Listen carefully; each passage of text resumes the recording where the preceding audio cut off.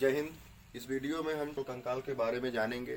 मानव शरीर में जो 206 हड्डियां पाई जाती हैं, कहाँ कहाँ पाई जाती हैं तथा किसके कितने नाम हैं, वह कंकाल तंत्र क्या है, अंतः कंकाल तंत्र क्या है, इन सब के बारे में हम लोग ठीक उसी तरह से याद कर लेंगे जैसे कोई कहानी सुनाता और हमको याद हो जाता। एक कंकाल जो है अस्थियों का समूह ही कंकाल कहलाता है।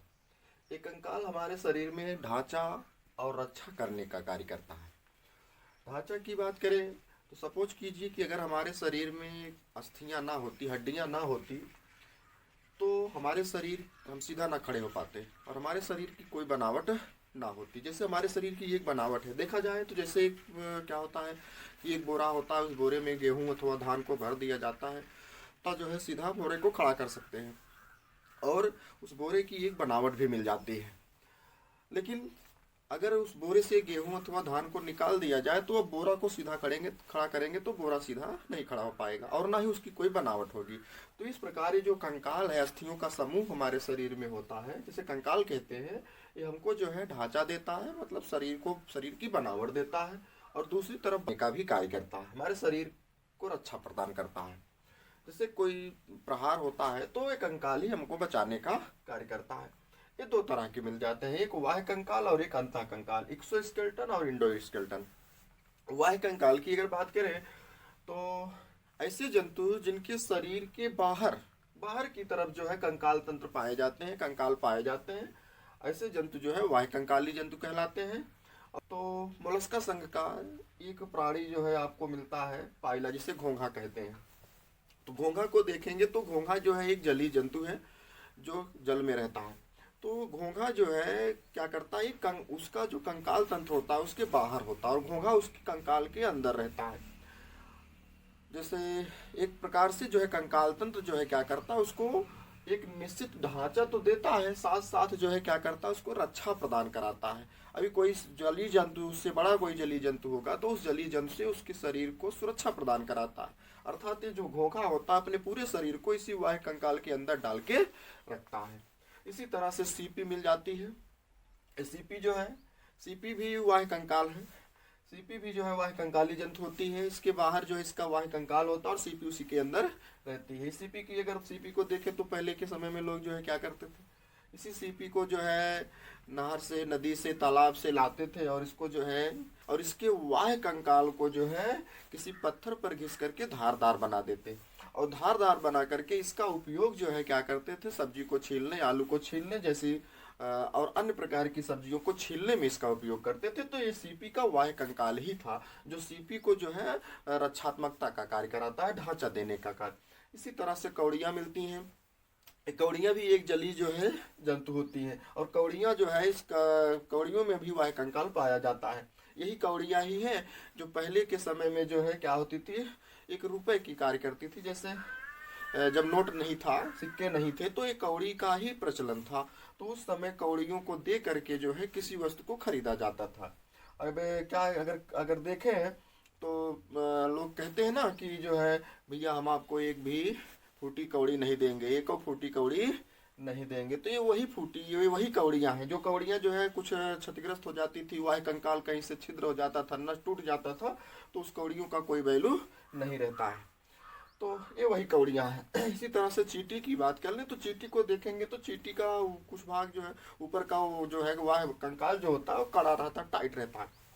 तो ये जो है जो क्या करता है, चींटी को सुरक्षा प्रदान करता है, बचाता है। भाई चींटी तो छोटी सी जीव होती है लेकिन वाह्य कंकाल इसको जो है सुरक्षा देता है। बिच्छू की बात करें, बिच्छू को देखें तो बिच्छू भी जो है एक वाह्य कंकाली जंतु है। और इसी तरह से टिड्डियाँ मिल जाती हैं। जो टिड्डियाँ होती हैं जो हमारे फसलों को नुकसान पहुंचाती हैं, ये सब टिड्डियाँ, ये सब जो है क्या है, ये वाह्य कंकाली जंतु होते हैं। अब अंतः कंकाल को देखें तो अंतः कंकाल में ऐसे जंतु जिनके कंकाल तंत्र या जिनके कंकाल जो है शरीर के अंदर रहते हैं, जिनकी अस्थियों का समूह, जिसका कंकाल जो है शरीर के अंदर होता है, ऐसे जंतु जो है अंतः कंकाली जंतु कहलाते हैं। उसको देखेंगे तो मनुष्य का ये जो कंकाल है जो दिख रहा है यहाँ से पूरा, ये सब जो है मानव की अस्थियां हैं जो शरीर के अंदर पाई जाती, शरीर के अंदर है। बाहर से इसका जो है मांसल भाग है, मांस है, त्वचा है, तो ये कंकाल जो है बाहर नहीं दिखाई देता है। तो ऐसे जो है जंतु इसी तरह से कुत्ता को देख लेंगे, बिल्ली को देख लेंगे, भेड़ बकरिया को पा जाते हैं, गाय मुर्गा, ये सब जो है हमारे अंतःकंकाली जंतु होते हैं। अब कछुआ की अगर बात करें तो कछुआ एक जलीय प्राणी है। इस कछुए में वाह्य कंकाल तंत्र और अंतः कंकाल तंत्र दोनों पाए जाते हैं। अब कछुआ के पीठ के ऊपर देखेंगे तो, शरीर के ऊपर देखेंगे तो ये वाह्य कंकाल पाया जाता है। और इसी वाह्य कंकाल के अंदर कछुआ जो है क्या करता है, अपने पूरे शरीर को सुरक्षित रखता है। और कछुआ का जो है गर्दन से लेकर के जो पूरा शरीर है उसमें अंतः कंकाल तंत्र पाए जाते हैं। अब अस्थि की बात करें, ये अस्थियां हमारे शरीर में कैल्शियम कार्बोनेट की बनी होती हैं, कैल्शियम कार्बोनेट की बनी होती हैं और इसमें ओसिन प्रोटीन पाया जाता है। इसी कैल्शियम कार्बोनेट के बने होने के कारण ये अस्थियां जो होती हैं काफी दृढ़ होती हैं, मजबूत होती हैं। और इसी अस्थियों की तरह एक अतिरिक्त और संरचना पाई जाती है जिसे उपास्थि कहा जाता है। ये उपास्थियां जो है अस्थियों की तुलना में लचीली होती हैं, फ्लेक्सिबल होती हैं, जो कैल्शियम फास्फेट की बनी होती हैं। कैल्शियम फास्फेट के बने होने के कारण जो है लचीली भी क्या है, अस्थियों की अपेक्षा जो है लचीली होती हैं। जैसे देखें तो हाथ की हड्डियां हैं, पैर की है, सब ये सब काफी दृढ़ है, कम मतलब मजबूत है। लेकिन अगर कान को देखा जाए तो यहाँ सब जो है, यहाँ सब पाई जाने वाली जो अस्थियों की जैसी संरचना है ये सब जो है लचीली होती हैं। लचीली होने के कारण जो है ये क्या है, उपास्थि कहलाती हैं। तो इसमें ये जो उपास्थियां होती हैं कैल्शियम फास्फेट की बनी होती हैं जिसमें कार्निटिन प्रोटीन पाया जाता है। और अस्थियां जो होती हैं कैल्शियम कार्बोनेट की बनी होती हैं जिसमें ओसिन प्रोटीन पाया जाता है। गाँव में सुनने के लिए मिलता है कि कहे भैया कि फलाने मरी गए, फलाने जौन बा फलाने के लई जलावे, फलाने जौन बहुत देर में जो बहुत बड़ा पाप के रहे हैं। तो उसमें इसी फास्फोरस की, यही फास्फोरस है, इसी फास्फोरस की कमी हो जाती है। जैसे कोई अच्छा जिसका स्वास्थ्य है, जो अच्छा संतुलित आहार लेता है तो उसमें फास्फोरस की मात्रा बनी रहती है। तो जब उसकी डेड बॉडी होती है, जब उसको जलाया जाता है तो ये फास्फोरस अधिक होने के कारण जल्दी जल जाता है।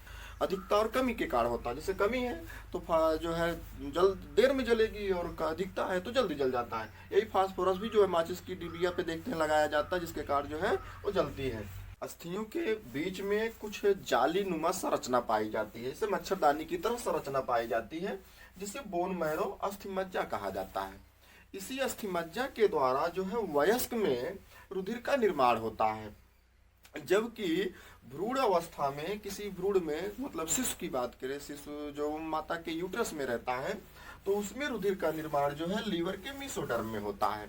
और इसी अस्थिमज्जा से जो है आरबीसी और डब्ल्यूबीसी का भी निर्माण होता है। तो ये तो कंकाल की बात हो गई। अब अस्थियों के बारे में अगर जाने, ये अस्थियां हमारे शरीर में दो भाग में बटी होती हैं। एक होता है पेंडिकुलर जिसे उपांगी कहा जाता है। इनकी संख्या हमारे शरीर में 126 होती है। ये हमारे शरीर में घूमने, चलने फिरने का कार्य कराती है। इसमें देखें तो इतने भाग को छोड़ करके, यहाँ से लेकर के इतने भाग से लेकर के इस सहित भाग को जो है छोड़ करके जो है ये हाथ और यहाँ तक का जितना अस्थि है ये सब हमारी जो है पेंडिकुलर होती हैं, उपांगी होती हैं, जो हमको चलने फिरने टहलने में सहायक होती हैं। और दूसरा हमारा होता है एक्सियल, जिसे अच्छी अस्थि कहा जाता है। इनकी संख्या हमारे शरीर में 80 होती है। अब देखें तो इसमें यहाँ से लेके यहाँ ये पूरा खोपड़ी सहित यहाँ से लेकर के इतना भाग जो है हमारी एक्सियल अस्थि होती है। अब ये हमारे शरीर में हमारे नाजुक अंगों को सुरक्षा प्रदान कराने का कार्य करती हैं। अगर यहाँ देखें खोपड़ी की अस्थि को देखें तो खोपड़ी जो है हमारे मस्तिष्क को सुरक्षा प्रदान कराती है। और इस रिब को देखें, इसको देखें तो हमारे जो है हृदय को सुरक्षा देती है। और इस जो है कशेरुक दंड की बात करें, जिसे रीढ़ की हड्डी कहा जाता है, इस रीढ़ की हड्डी के बीच बीच जो है स्पाइनल कार्ड होता है। इसी स्पाइनल कार्ड के अंदर जो है पतली पतली रुधिर वाहिनियां आती हैं जो मस्तिष्क तक जुड़ी होती हैं। तो जो मस्तिष्क तक जो है रुधिर पहुंचाने का कार्य करती हैं। तो यही स्पाइनल कार्ड जो होता है ये हमारे जो है उन रुधिर वाहिनियों को सुरक्षा प्रदान कराता है। इस प्रकार जो है जो एक्सियल अस्थि होती है ये हमारे नाजुक अंगों को सुरक्षा देती है, नाजुक अंगों को सुरक्षा प्रदान कराती है। इस प्रकार जो है पेंडिकुलर जो होती है चलने फिरने में, और जो है एक्सियल जो होती है वो नाजुक अंगों को सुरक्षा प्रदान। उपांगी अस्थियां जो है हमारे अपर लिम्ब, हमारे एक हाथ में जो है इनकी संख्या जो है 30 होती है, इनकी संख्या जो है 60 हो जाती है। तो हम सबसे पहले इसको देखते हैं। और जो लोअर लिम्ब है, लोअर लिम्ब जिसे हम पैर कहते हैं, तो इसी तरह से एक पैर में हमारे जो है 30 और दूसरे पैर में 30, इस प्रकार जो है पैर में भी जो है ये उपांगी अस्थियों की संख्या 60 हो जाती है।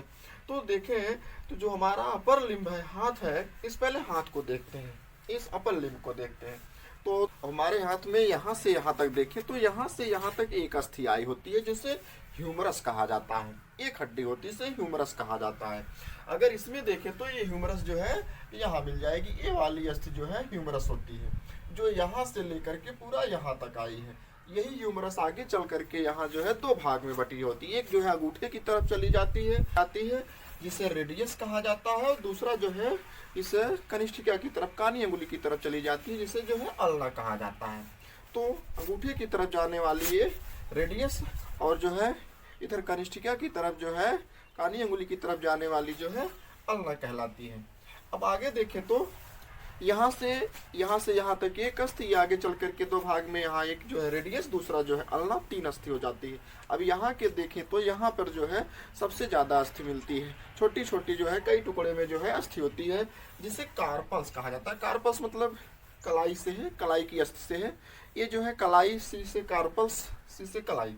तो यहाँ कार्पल्स में जो है छोटे छोटे जो है 8 अस्थियां मिल जाती हैं, 8 हड्डियां मिल जाती हैं। और यही आगे चल करके जो है ये हमारे इस आगे चल करके जो है पंजे में मिल जाती है, जिसे मेटाकार्पल्स कहा जाता है। इस मेटाकार्पल्स में अस्थियों की संख्या कुल 5 होती है। और आगे ये सब अस्थियां जो है आगे चल करके जो है हमारे इस मेटाकार्पल्स के आगे जो है अंगुलियों से जुड़ी होती हैं। एक अंगुली में देखें तो जो है ये 3-3 की संख्या में, 1, 2 और 3, इस तरह से यहाँ पर 3-3 की संख्या में मिलती हैं। तो इस तरह जो है देखें तो, और अंगूठे में ये 2 में मिलती हैं। तो 4 3 12, 12 2 14, इस तरह से हमारे फ्लेंजेज में अंगुलियों की अस्थि को फ्लेंजेज कहा जाता है। इस तरह से जो है फ्लेंजेज की संख्या जो है 14, और कलाई क्या है, हथेली में पाई जाने वाली अस्थियां मेटाकार्पल्स कहलाती हैं, जिनकी संख्या 5 होती है। और कलाई में पाई जाने वाली अस्थियां की संख्या जो है 8 होती है, जो छोटी छोटी हमारी कलाई में पाई जाती है, इसे कार्पल्स कहा जाता है। मतलब कलाई की अस्थियों को कार्पल कहा जाता है।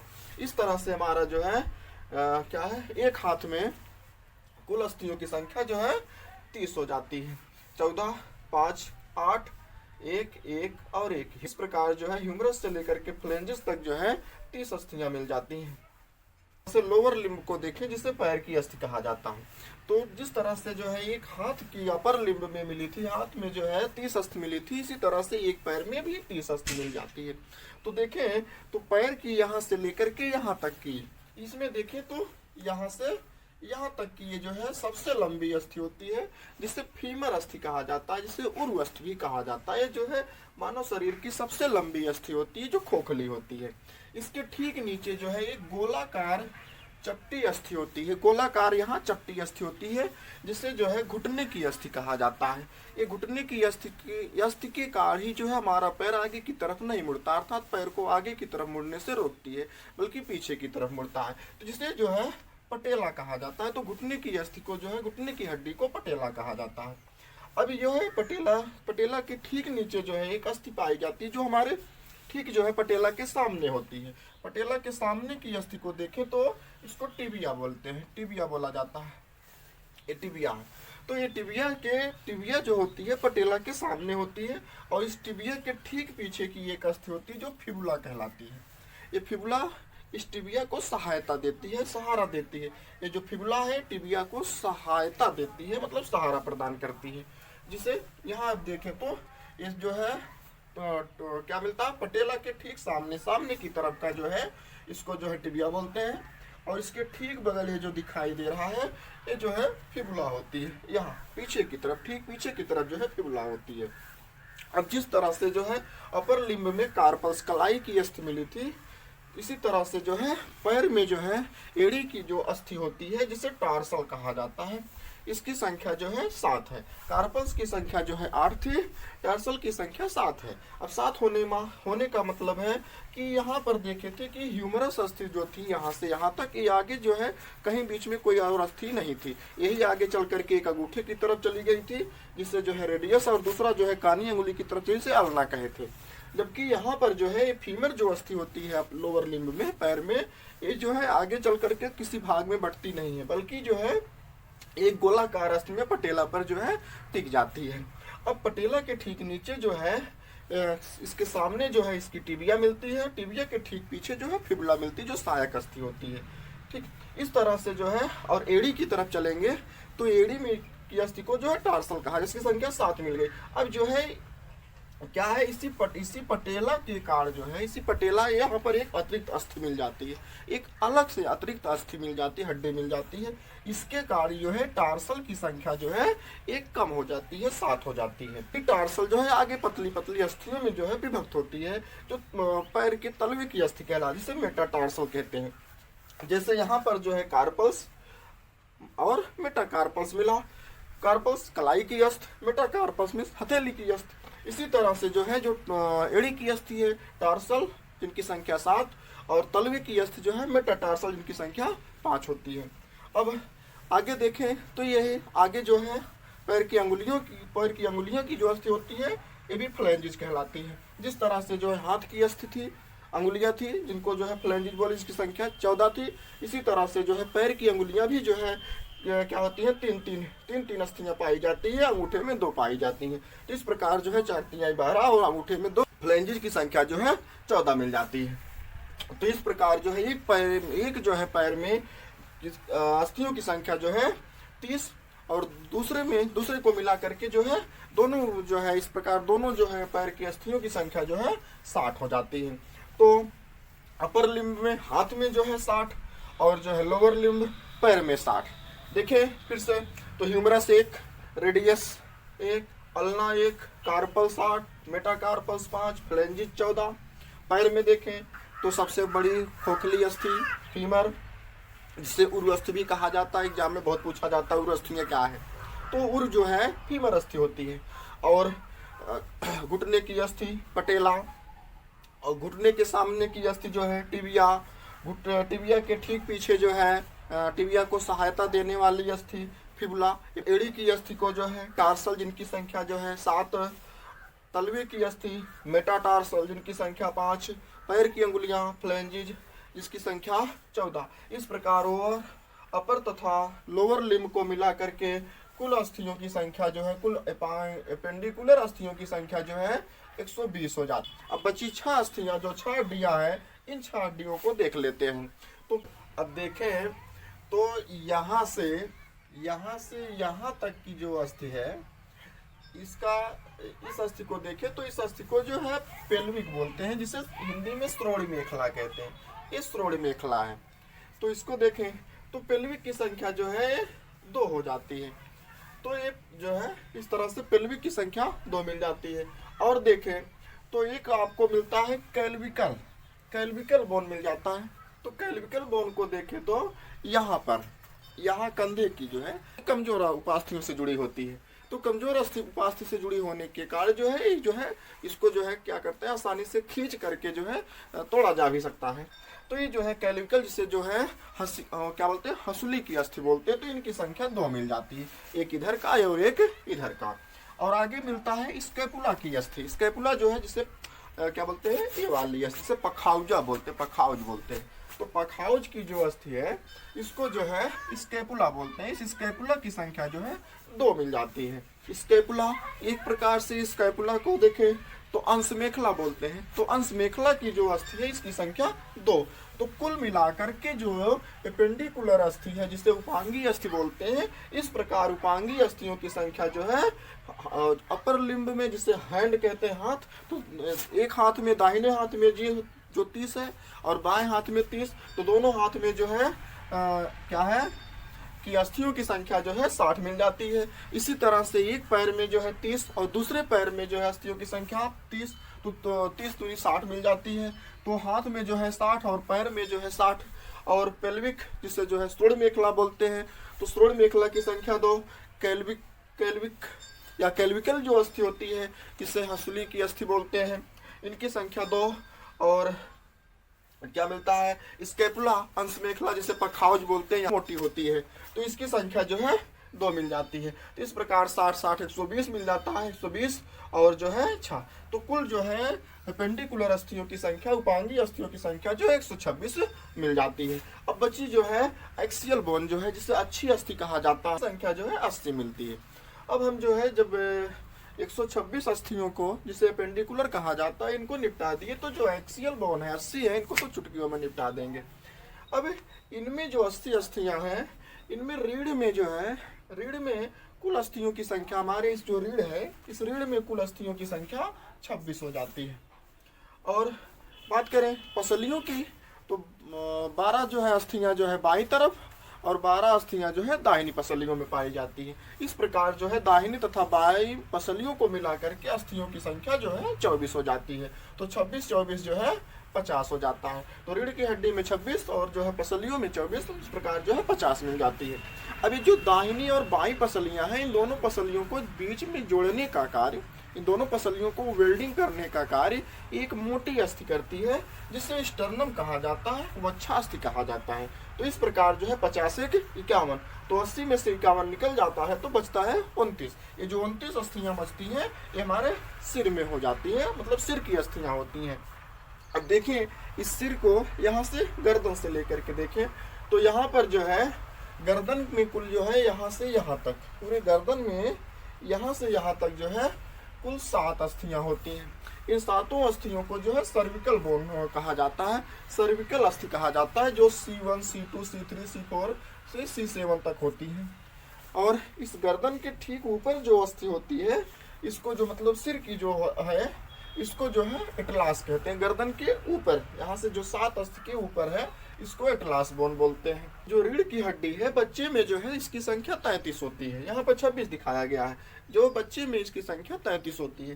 तो क्या होता है कि बच्चा जब छोटा सा रहता है, तो उनमें कुछ रीढ़ की हड्डियां जो होती हैं, वो कुछ कमजोर होती हैं, जो मालिश करने से धीरे धीरे जो है एक दूसरे से सिमट जाती हैं। और इनकी संख्या एडल्ट होने पर, जब बच्चा जो युवा अवस्था में आता है, एडल्ट होता है, तो इनकी संख्या 26 हो जाती है। तो ये रीढ़ की हड्डियां जो है एक एडल्ट में 26 होती हैं। तो इस प्रकार जो है रीढ़ में कुल 26 पसलियों में जो है दाहिनी तथा बाईं पसलियों को मिलाकर के, दाहिनी पसलियों को जो है छाती की अस्थि बोला, इसे थोरैसिक बोन बोला जाता है। बाईं तरफ जो है 12 और जो है दाहिनी तरफ 12, तो इस प्रकार जो है 12 दूना 24 पसलियों की अस्थियों जो है अस्थियां 24, तो 26 24 जो है 50 हो जाता है। और इन्हीं जो है दाहिनी और बाईं पसलियों की अस्थियों को जोड़ने का, जो थोरैसिक अस्थि, इनको जोड़ने की जो अस्थि कार्य करती है, स्टर्नम कहा जाता है। इनकी संख्या 1, तो 26 24 जो है 50 और 1 51 हो जाता है। और बचा जो सिर की अस्थि है, जिसमें 29 बोलते हैं, तो सिर की अस्थियों को जो है एटलास बोन बोला जाता है। बाकी जो गर्दन की जो है गर्दन की जो अस्थि है, यहाँ से मतलब गर्दन वाली, जिससे रीढ़ की हड्डी में आती है, तो यहाँ तक की गर्दन की जो अस्थि होती है, इसको सर्विकल बोन बोला जाता है। इनकी संख्या यहाँ से यहाँ तक 7 होती है। इसको C1 C2 C3 C7 तक जो है जानते हैं। ये जो हमारी पसलियाँ, ये पसलियों को रिब्स कहते हैं। रिब, ये रिब है, ये पसलियाँ है। तो ये पसलियाँ जो है हमारे कशेरुक दंड से पीछे से होकर के यहाँ आकर के एक स्टर्नम से जुड़ती हैं, स्टर्नम अस्थि से जुड़ती हैं। लेकिन ये स्टर्नम जो है कुछ ही दूर तक यहाँ तक होता है। बाकी ये पसलियाँ जो है नीचे यहाँ से आकर के, ये पसलियाँ स्टर्नम से नहीं जुड़ती हैं। तो ये जो है यहाँ पर देखें, तो यहाँ से यहाँ तक, यहाँ से यहाँ तक जो है स्टर्नम रिब है। बाकी इधर जो है, इधर स्टर्नम रिब नहीं, ये पसलियाँ ऐसे केवल फ्री है। तो इन पसलियों की फ्लोटिंग रिब होती है। इस फ्लोटिंग रिब फ्री होने के कारण जो है, फ्लोटिंग रिब पे जब यहाँ पर जो है कोई चोट मारता है, तो हमको ज़्यादा दर्द इसीलिए होता है। कान में जो हड्डियाँ पाई जाती हैं, कान में कुल 6 हड्डियाँ पाई जाती हैं, दाहिने और बाएं कान को मिला करके। दाहिने कान में 3 और बाएं कान में 3। तो इन कान की हड्डियों को मिस के नाम से, मिस, तो ये जो है मेलियस, इनकस और स्टिपस जो अस्थियाँ होती हैं कान की, तो ये दाहिने कान में जो है मेलियस की संख्या 1 और इनकस की संख्या 1 और स्टिपस की संख्या 1। इस प्रकार जो है एक कान में तीनों की संख्या 3 और जो है दूसरे कान में जो है 3 होती है। तो ये जो है इनका जो है क्या होता है, सिर में तो गिनती की जाती है, सिर में इनका कैलकुलेशन किया जाता है, लेकिन ये खोपड़ी में नहीं आती है। कान की अस्थियों के अतिरिक्त हमारे सिर में जो है यहाँ ठुड्डी के नीचे यहाँ देखेंगे गले के पास यहाँ एक हड्डी पाई जाती है जिसे हायोड बोन कहा जाता है। जब किसी को फांसी दिया जाता है तो हायोड बोन ही टूट जाती है जिससे उसकी मृत्यु हो जाती है। तो इस प्रकार जो है हमारे सिर में जो है मिस की संख्या मतलब कान की हड्डियों की संख्या 6 और एक हायोड बोन, ये 7 हड्डियां। ये 7 हड्डियां जब क्या होती हैं, 7 हड्डियां निकलती हैं तो कुल बचता है जो है 22 हड्डियां। ये 22 हड्डियां जो है हमारी खोपड़ी में मिलती हैं। और देखें तो सबसे चमकीली हड्डी के रूप में टिबिया पाई जाती है। सबसे चमकीली हड्डी जो है टिबिया होती है। इस प्रकार देखा जाए तो एक्सियल बोन जो है इनकी संख्या जो 80 मिलती है। इसमें बैक बोन जिसे रीढ़ की हड्डी 26, रिब्स हमारी पसलियां 24 और रिब्स को जोड़ने वाली हड्डी जिसे स्टर्नम कहते हैं 1, और जो है सिर में कुल जो है 29 हड्डियां मिलती हैं। तो एक्सियल बोन में जो है 24, 26, 24 और एक इतना निकल जाता है। 26 बैक बोन से और रिब में 24 और स्टर्नम का एक इतना निकल जाता है। और बचता है जो सिर है पूरा, इस सिर में जो है 29 हड्डियां बच जाती हैं। तो इन्हीं 29 हड्डियों को 3 भाग में, एक हायोड बोन जो यहाँ बताया गया अभी, जिसको जो है जब क्या कहते हैं फांसी लगाते हैं ना किसी को तो यही हायोड बोन टूटती है। तो एक हो जाती है कान में जो है दोनों कान में मिस के नाम से ये जो है 6 हड्डियां पाई जाती हैं, मिलियस, इनकस और स्टिपस। और जो है खोपड़ी में 22 हड्डियां मिल जाती हैं। तो खोपड़ी को भी खोपड़ी भी 2 भाग में बटी होती है। एक जो है फेस की, तो जिसे चेहरे की ये सब फेशियल बोन बोलते हैं, इसमें 14 हड्डियां मिल जाती हैं। और एक जो है कपाल की हड्डियां जिसे स्कल बोन बोलते हैं या जो है जिसको कपाल कहा जाता है, इसमें 8 हड्डियां मिल जाती हैं। खोपड़ी की जो है 22 हड्डियों में ये जो जबड़े की हड्डी है जिसे निचला जबड़ा का हड्डी बोला जाता है, जिसे मैंडिबल बोन बोलते हैं, सबसे मजबूत अस्थि होती है। और सबसे मजबूत अंग में दांत का इनेमल होता है। और इसी तरह से जो हमारी खोपड़ी है, इस खोपड़ी जो है यहाँ नीचे यहाँ से जो है बीच में खाली जगह होता है, खोखला होता है। तो इसी खोखले भाग से, इसी खोखले जगह से जो है एक कशेरुक दंड की जो मेरुरज्जु है, इस मेरुरज्जु से जो है बहुत पतली पतली रुधिर वाहिनियां जो है आगे आ करके हमारे मस्तिष्क तक जाती है। फोरामेन मैग्नम कहा जाता है। हमारी हड्डियां जो है एक दूसरे से क्या होती हैं, देखेंगे यहाँ से यहाँ तक सब जो है कहीं ना ये यहाँ से यहाँ तक इतना जुड़ा है, इतना यहाँ जुड़ा है, ये यहाँ जुड़ी है। तो ये हड्डियाँ हमारी जो है, और देखेंगे गर्दन की हड्डियाँ इधर जो है इसके आगे नहीं मुड़ रही हैं, तो यहाँ से जुड़ी हैं। खोपड़ी की हड्डी जो है घूमती ही नहीं है। पैर को देखें तो पैर की हड्डियाँ जो है यह जो है जहाँ आपस में एक दूसरे से जुड़ती हैं, तो इसे हड्डियों का अस्थियों का संधि कहा जाता है। इन संधियों को हम जो है अगले वीडियो में देखेंगे। और तक के लिए जय हिंद।